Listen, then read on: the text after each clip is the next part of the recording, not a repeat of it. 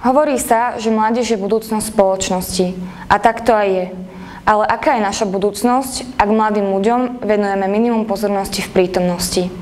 Dajme šancu mladým ľuďom vyjadriť sa, vyjadriť svoj názor. Pretože nikto nevyjadrí lepší názor mladého človeka, ako mladý človek sám.